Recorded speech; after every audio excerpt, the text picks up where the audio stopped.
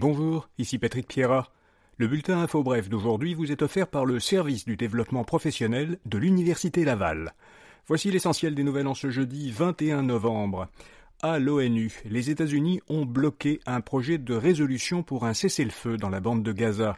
Ils ont opposé leur veto à une résolution du Conseil de sécurité qui exigeait un cessez-le-feu immédiat, inconditionnel et permanent et la libération immédiate et inconditionnelle de tous les otages.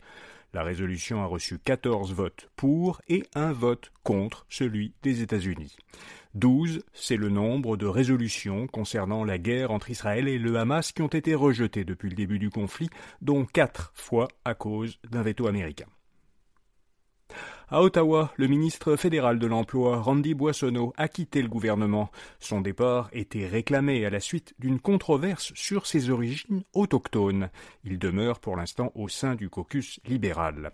Le National Post avait rapporté qu'une entreprise dont il avait été copropriétaire, entre 2 mandats, avait fait en 2020 une soumission pour obtenir des contrats gouvernementaux en prétendant être une société autochtone. Par le passé, Boissonnault s'était présenté comme un CRI adopté sans statut. En 2015, il avait d'ailleurs été désigné comme l'un des 10 élus libéraux autochtones. Or, il a récemment précisé que c'est plutôt sa famille adoptive qui a une ascendance métisse. Le gouvernement Legault dit qu'il veut améliorer les procédures d'évaluation environnementale. Le ministre de l'Environnement, Benoît Charette, a déposé un projet de loi qui vise à modifier toutes les lois qui relèvent de son ministère. Selon le gouvernement, cette future loi devrait améliorer la procédure d'évaluation et d'examen des impacts sur l'environnement, renforcer la conservation des milieux naturels et des espèces menacées, limiter la vente de produits difficiles à recycler ou à récupérer et inciter les constructeurs à augmenter l'offre de véhicules lourds électriques. Le commissaire à la langue française recommande de favoriser les entreprises francophiles.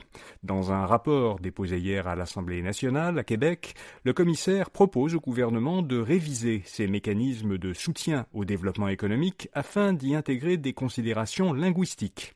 Il l'invite à prendre en considération les répercussions sur la langue de travail dans ses mesures fiscales, ses programmes de subvention économique et l'octroi de blocs d'énergie d'Hydro-Québec. Un mot de notre commanditaire. Vous voulez faire passer votre carrière ou votre entreprise à un autre niveau? Pensez à l'Université Laval.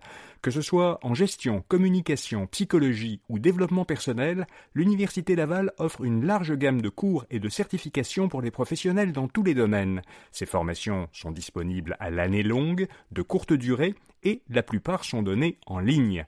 Informez-vous sur ces formations professionnelles dès aujourd'hui en suivant le lien dans les notes de cet épisode. Northvolt envisagerait de se protéger de ses créanciers. Selon Radio-Canada, la société suédoise n'est pas encore parvenue à obtenir un nouveau financement qui lui permettrait de tenir jusqu'au début de l'an prochain. Plusieurs médias ont rapporté que l'entreprise se préparerait maintenant à se mettre sous la protection de la loi américaine sur les faillites. Si ce scénario se confirmait, Northvolt conserverait le contrôle de ses activités, du moins à court terme. Métro projette d'ouvrir 12 nouveaux magasins l'an prochain, surtout des épiceries à escompte. C'est ce qu'a souligné le PDG du détaillant lors d'un appel avec des analystes consacrés aux résultats trimestriels de l'entreprise. Il a expliqué que les clients achètent de plus en plus de produits en promotion. Par conséquent, Métro voit des occasions de croissance dans ses enseignes à escompte, Super C au Québec et Food Basics en Ontario. Loblaw, un important concurrent de Métro, avait annoncé plus tôt cette année qu'il souhaitait convertir la plupart des Provigo du Québec en supermarchés à rabais Maxi. 64% des Québécois de 18 à 34 ans privilégient les réseaux sociaux pour suivre l'actualité, selon la plus récente enquête Net Tendance de l'Académie de la transformation numérique de l'Université Laval.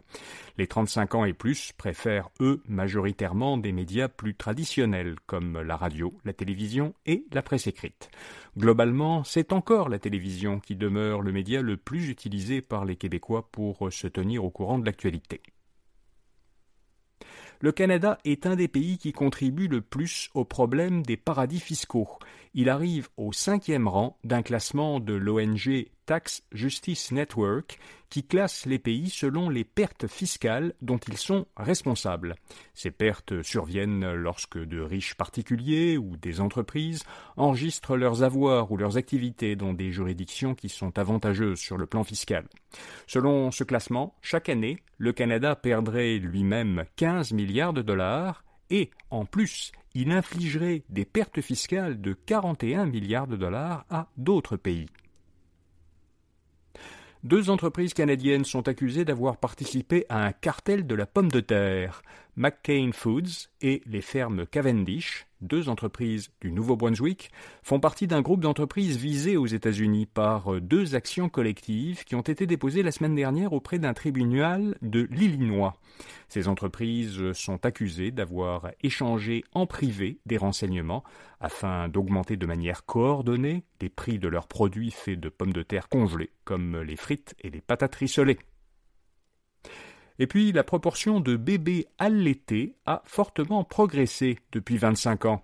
Selon l'Institut de la statistique du Québec, la proportion de bébés allaités durant les 4 premiers mois de leur vie est passée de 41% pour les bébés nés en 1997-1998 à 66% pour ceux nés en 2020-2021.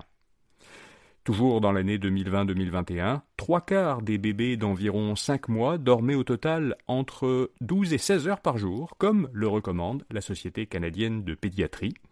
Et puis par ailleurs, presque la moitié de ceux qui étaient âgés d'au moins 5 mois faisaient leur nuit, c'est-à-dire qu'ils dormaient au moins 6 heures d'affilée pendant la nuit. Voilà, vous savez l'essentiel. Bonne journée et à demain matin.